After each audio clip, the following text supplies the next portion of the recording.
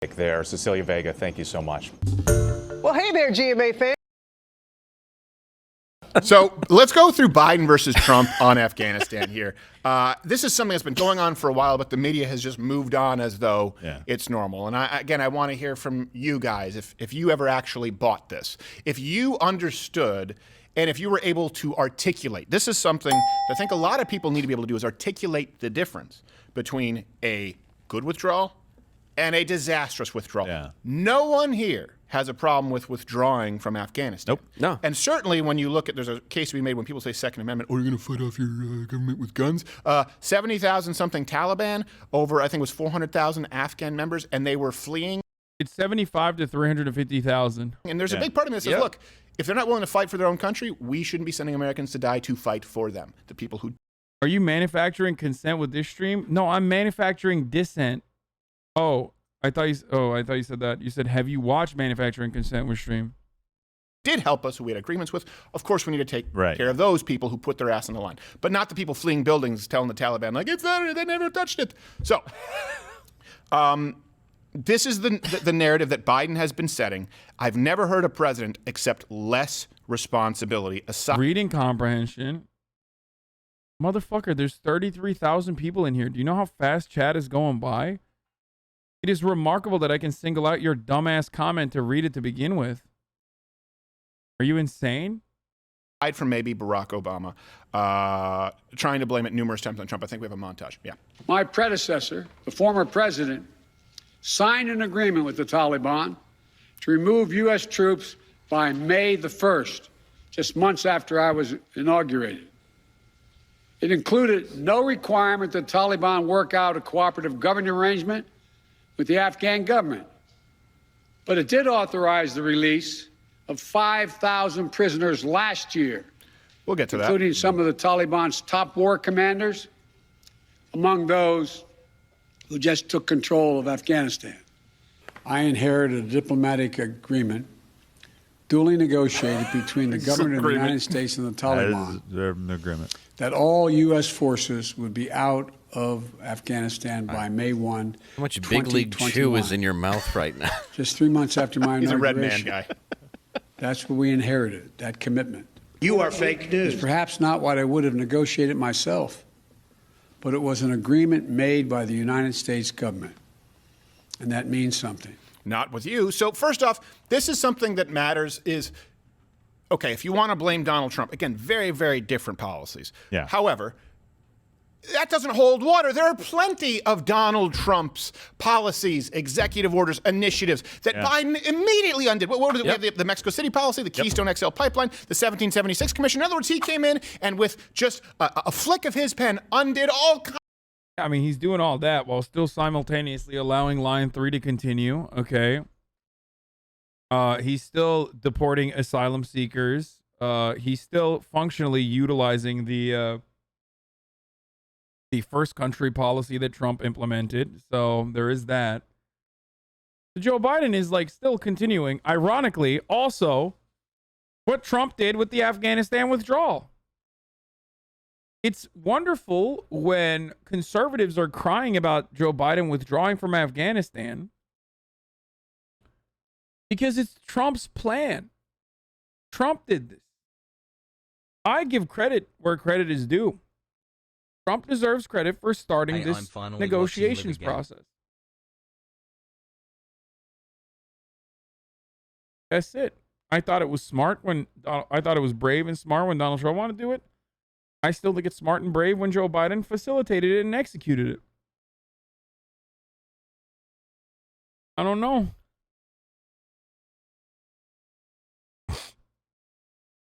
Kinds of Trump policies. He didn't with Afghanistan until a rushed 1/2, give or take a few hours withdrawal. So right off the bat, you have 1/2 hour withdrawal. have to expect. I can't believe Joe Biden evacuated 114,000 people in a matter of 2 hours. That's kind of remarkable when you think about it. So you have to accept some responsibility. So let's get down to this, though. What it comes down to is, what did Trump want to do with Afghanistan, and what has Biden done? Okay, first off, here's the beauty of this. You can read Trump's withdrawal deal. Yep. It's not that hard to find. It's available on the State Department website at state.gov. And of course, for people who are watching, we always provide all of our references. I love this because he's saying, like, with the commitment and action to obligations of the Islamic Emirate of Afghanistan, which is not recognized by the United States as a state, and is known as the Taliban in Part 2 of this agreement, the United States, its allies, and the coalition will execute the following.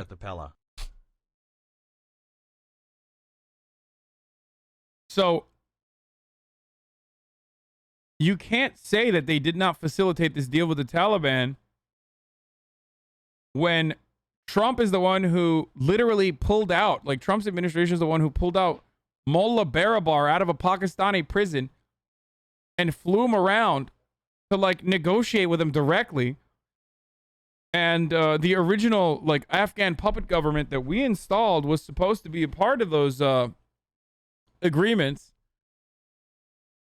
And the Taliban were like, no, absolutely not.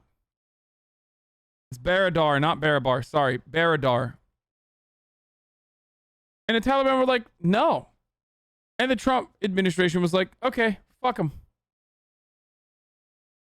And of course, for people who are watching, we always provide all of our references. You go to louderwithcrowder.com. I think we have the link in description of every video. Description. There's usually like 40 to 60 any given day. Yesterday, it's all publicly available just to make... Why? Because we want to do the job that Poppy Harlow won't.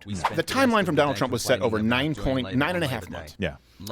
Withdrawal to be complete as opposed to Joe Biden, who suddenly withdrew really over a couple of weeks. And here's one thing, too. Before I get into the technicalities, Wait, 9.5 months starting when? 9.5 months starting when? Starting January 20th? No.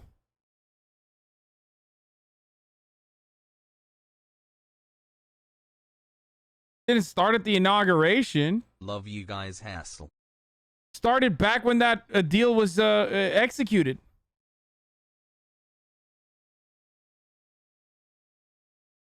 That's so fucking stupid. Is he implying that there was 9.5 months into the presidency to fucking facilitate this deal? No. Hassle, hey, just watch the Dan and Cap video, please. That's 9.5 months starting in 2020, dumbass. So basically what he's saying is Trump fucked up in the first like multiple months that happened to be the last months of his presidency. If there is anyone out there who does not understand the difference between, protecting all of our citizens, ambassadors, allies, getting them out first. Dude, these guys are so mad that not more people died. Like, you know they're so fucking bitter that only like 13 Marines died. Like, that's not enough for them to like be able to fucking, drum up enough support. Because ultimately that is the reality, by the way. That's not my take. Yep.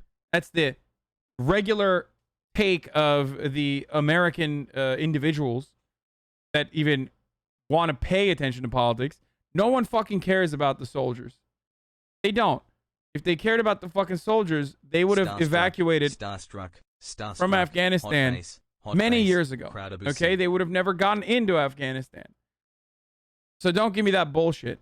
And they're just butthurt that only 13 Marines died and not more, so they can't fucking drum up enough support to stay in there.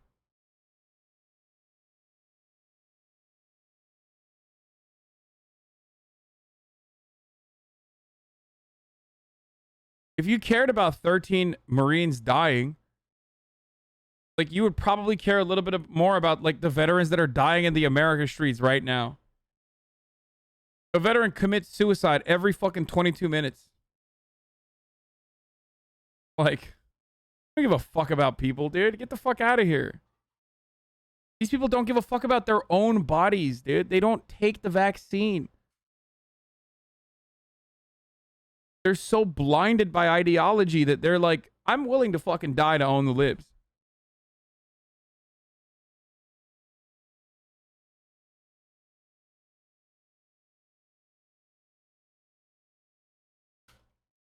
That's crazy. That like any of these fucking monsters would act like they give a single fuck about soldiers. If you search the word homeless on any conservative's Twitter profile, you'll always just see it alternate between them invoking homeless vets as a reason why we shouldn't help refugees and them calling homeless people disgusting subhumans who the police need to brutalize. Yep. California Assembly voted 44-11 in favor of a bill that broadens state Medicaid coverage to include illegal immigrants. Wouldn't it be better to help homeless veterans first? It should be illegal to provide anything to the homeless. Disincentivize people from letting them fuck up your neighborhood. My brain rot.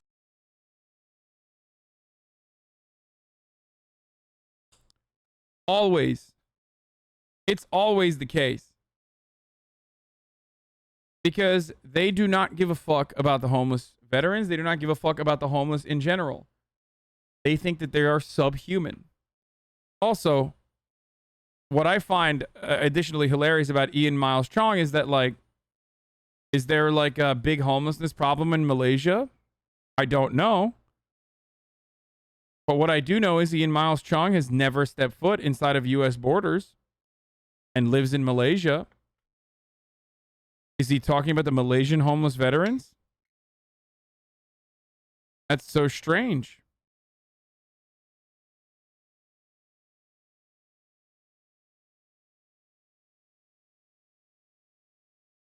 Kind of strange to me.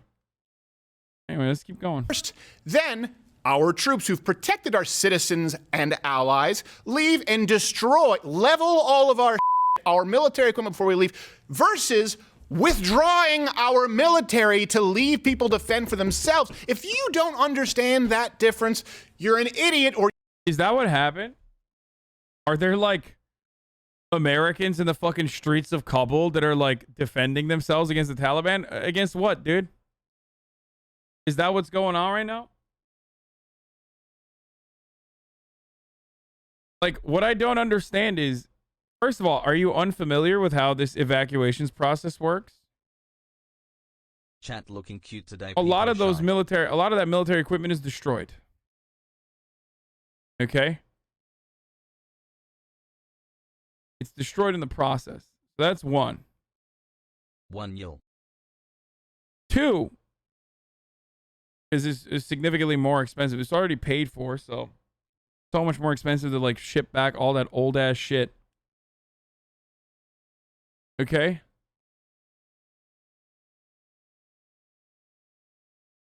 Two, what's going on? Are the Taliban just fucking like murdering Americans out there? And if your answer is no, they're not murdering Americans, but they're murdering the Afghan interpreters, then so you're advocating to bring every single person that wants to come into the United States from Afghanistan, which is the right thing to do and the morally correct thing to do. Oh, no, that's not what I'm saying at all. Everyone shut the fuck up. Yeah, bring them all here. I don't give a fuck. Or you're being disingenuous. For crying out loud, just play a Call of Duty game or watch any action film. The last guy to get on the chopper is the guy with the gun who sits on the edge. You do not withdraw military before other people, especially when you know that they're going to be overrun by the Taliban. Anyone who says they don't understand that fundamental difference is so funny because like Michael Moore had a, I guess now very prescient take on this. Like the general that was leaving Afghanistan was the last person off Afghan soil that was like a United States military member, and he wasn't even looking behind. That's how confident he was that, you know, the Taliban were not going to shoot him. So what's up?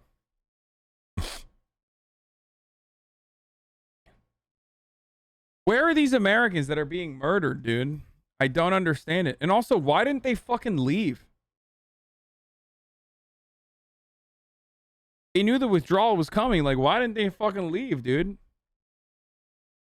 is not being honest. And I'll go through some other differences. That's the only one that matters. He does mention, they go, oh, Donald Trump released 5,000 prisoners. By the way, that's true. It's called a prisoner exchange. It happens all the time. Yeah. Donald Trump released 5,000 prisoners in exchange. Dude, okay. Bro, come on, dude. When Obama fucking did that shit, you lose your mind. Like, oh my God, dude. Oh, dude, come on. Let's find what happened.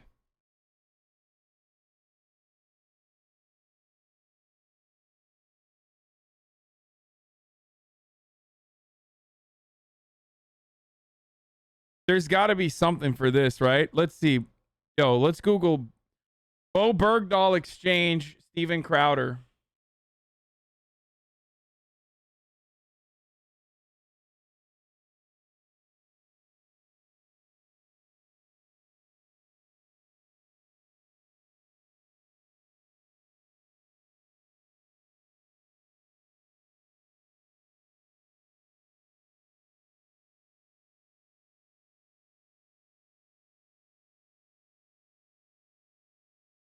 Oh God, I'm not even going to show you this. This is just like transphobic.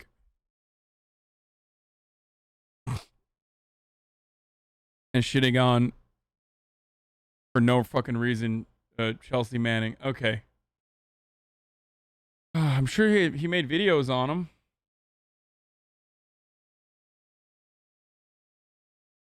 What the fuck? Dude, I Googled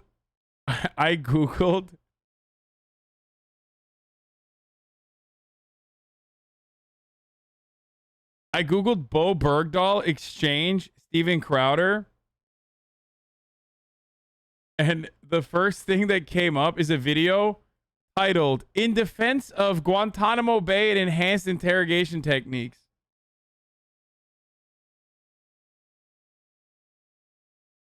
Wonderful. Wait, where's the video?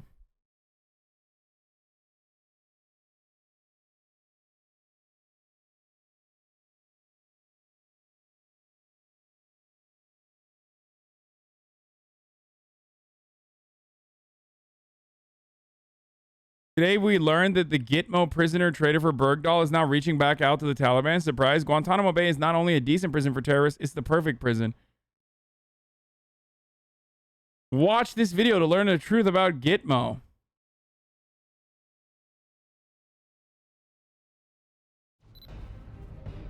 My producer literally shot this, by the way.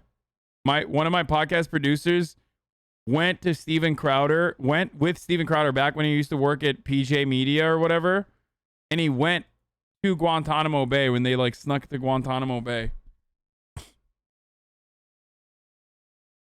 Brandon and Travis. I'm Shelly Waterman. I'm here with my husband, who is a Marine.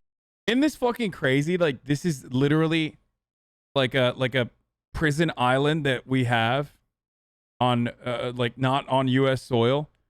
And it's just basically a little tiny like America. With McSIFCO, Marine Corps Security Forces. All of that applies to me, except my name is Jackie Saloy. I'm an MA, and you know what I'm saying, I just walk around, make sure the street's safe. Forget more. I'm with Marine Corps Security Forces. I work at the hospital. I'm a surgical tech. Second Lieutenant, Army. Captain, Air Force. Air Force. The folks at Gitmo get even more bells than giant loud whistles. Oh my God, he looks literally like me. I'm sorry, I know. This is devastating. So I don't know if there's TOS stuff on here. It looks like there might be. His condescending tone has Karen roots. What? He does look like young Hasan. It's fucking sad.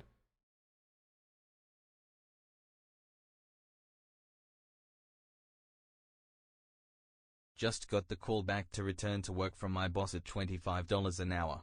He stuck his neck out for me for 2 years and paid for my lawyer to protect me from my old job because they said I violated my non-compete and tried to bankrupt me. W's in chat. Fuck yeah, dude. Congratulations. Congratulations, my friend.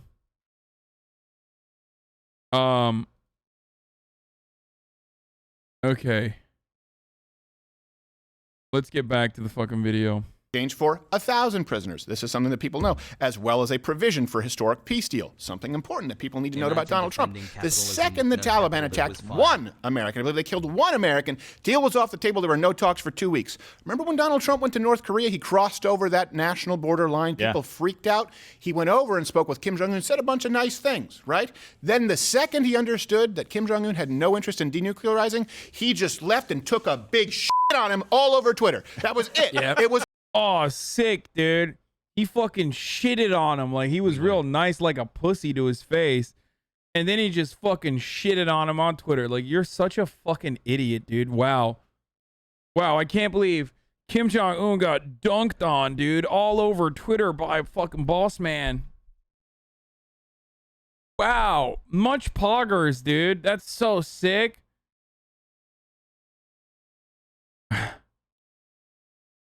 It's over. Donald Trump's policy has always been to buy peace. We know that. You may not agree with that. It's been to attempt to purchase peace while holding a big stick in the other hand. Yeah. So this was a prisoner exchange that's been going on forever.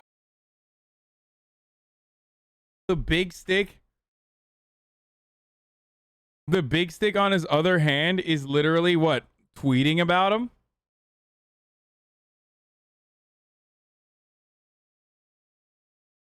Me when I wear the worst fit of all time? Oh my God, dude. Give it a fucking break. I still look good in it. Me when I lie. I need to find this shirt again so I can wear it regularly. I don't know if I still have it.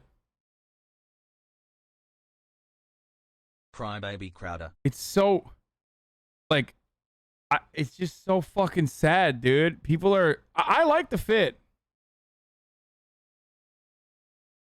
How is this still going, dude? People are so fucking butthurt, dude. I'm sorry to everyone I offended by.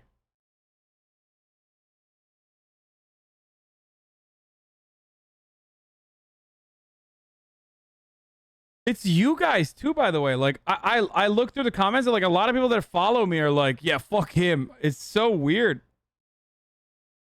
This fit is fire. I don't get why people are hating. It's because I fucking said Drake is Drake's entire brand just being corny now.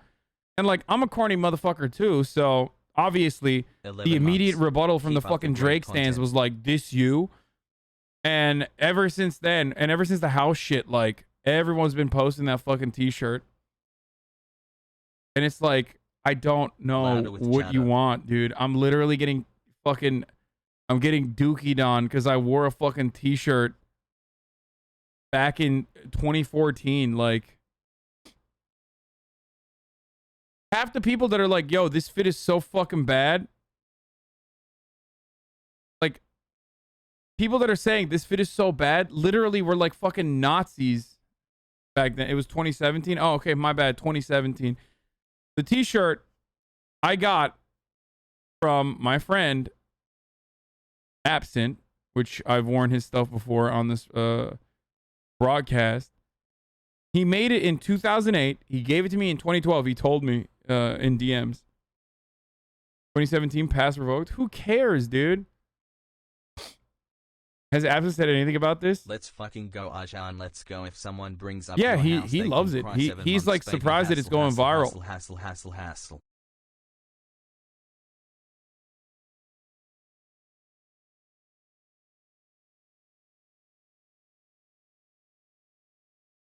Should I stop sending links? Does someone stop clicking links? Just stop wearing shirts? Yeah, I know.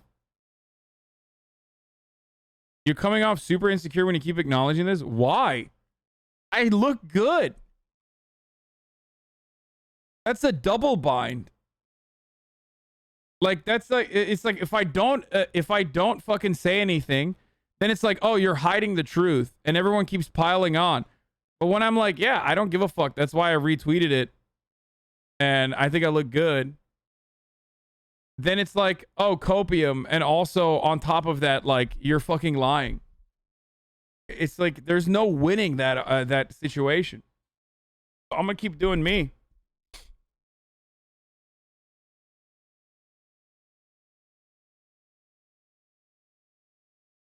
It's like a KSI styling of banter.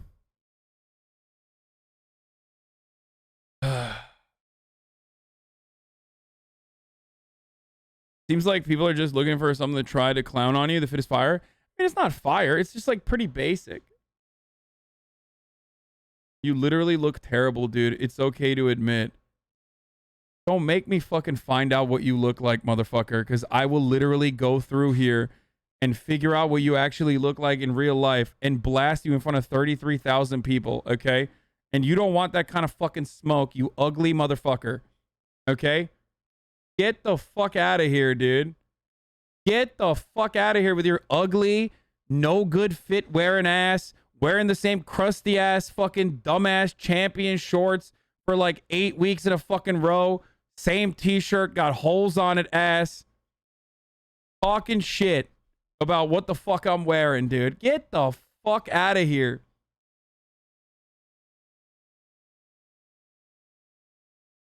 Straight up. Chat used stun lock. It was super effective.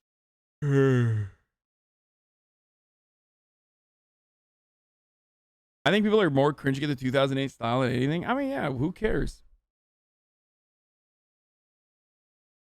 Pog. I think you need to stop and not pay attention to it.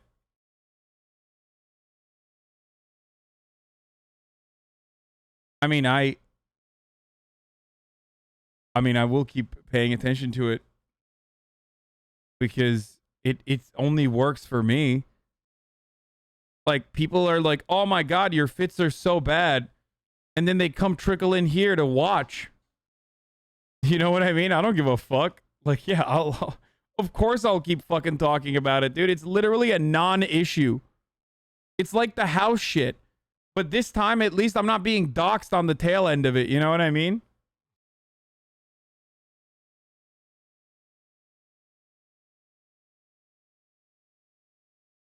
Why the fuck wouldn't I keep fucking taking advantage of these motherfuckers who are like getting a crumb of clout while simultaneously offering me a significantly higher percentage of clout?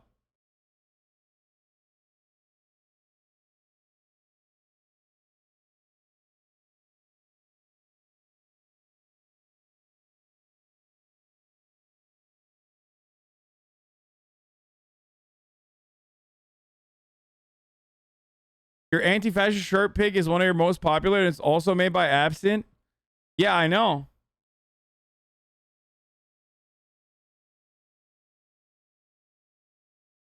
Did you see the anti-abortion gaming CEO that got clapped today? Yeah, we talked about it yesterday when he first got clapped.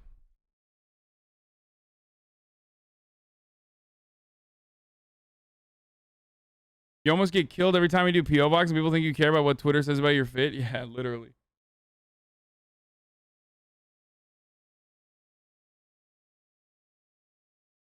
Let's keep going.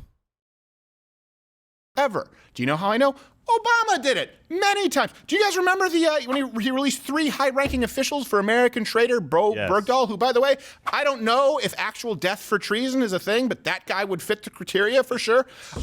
In that prisoner swap, he released the now commander of the Taliban. I want to make sure I get this name right. Karawaka. What? Yeah, perfect.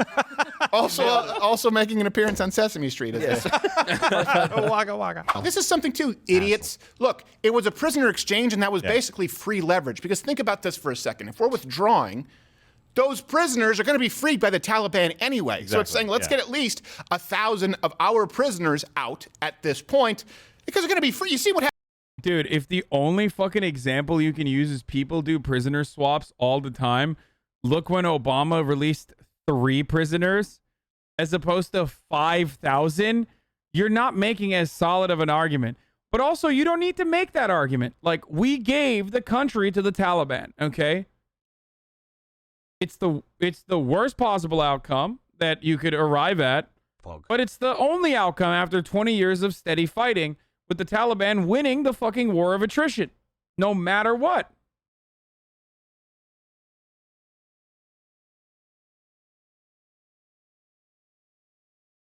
Donald Trump, unironically responsible for the art of the deal, turned around and did one of the worst deals of all time. I give you Afghanistan, I release your prisoners, I get nothing in return. You just don't fucking riddle me with bullets when I'm running away. Believe me. Okay? That's just the deal. That was literally the deal. There's no our prisoners there.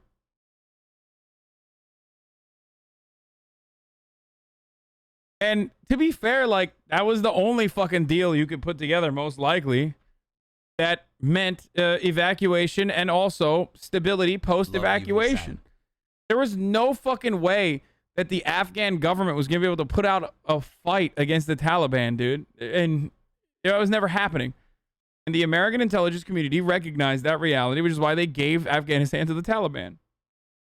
happens now, it's not like you can stop the Taliban. Yeah, exactly. At the end of a war, in any situation, you always let prisoners go in exchange for your people back. That's how you do this. Donald Trump was methodically walking towards a much more planned exit strategy. But you don't release 3 top-ranking officials for Bo Bergdahl. You're like, oh, you got who do you have? We have Bo Bergdahl. Well, that's Bro, he's literally crying about 3 prisoners that were he can't stop being partisan, dude.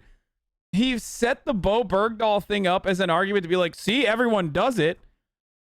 It's normal. And now he's still shitting on fucking Obama for releasing 3. For releasing 3 prisoners while defending releasing 5,000.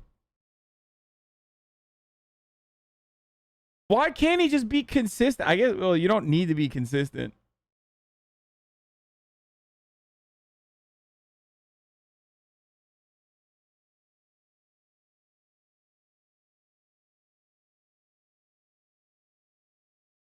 That 4,000 mouths we don't have to feed. 4,000, you know, we save a lot of hummus money. If Bo's on the other side of the table and you want your leadership back, I'm like, I think you should keep him for a while. Maybe he needs to be over there for a little bit. Look, I've been very open on the show about my... Yeah, by the way, he's talking about leadership being released, and Mike from PA is right. Mullah Baradar is the highest-ranking Taliban leader. Trump not only fucking released him from the Pakistani prison he was in, but also clipped and shipped his ass to negotiate with Mike Pompeo in a fucking deal where they sidelined the Afghan government. Mike from Project Veritas. My political leanings, and as the resident moderate in this studio, I wanted to bring on a liberal guest to kind of explain why he thinks Biden's, choice was the right one. So maybe we can get another perspective. It's helpful. Do we have him quarterback? Yep, it looks like we got him in. We have him here. There he is. Who is this, Dave? Hello, guys. I forget what is your name? Oh, my name is Jeff from Portland. Jeff from Portland. Bro, how are they worse? Like, they're just, oh God, they are devolving, dude. They're just like, I can't do this. I can't watch this bit. I'll die. I'll literally fucking die. I will not put you through this. We're skipping. It's like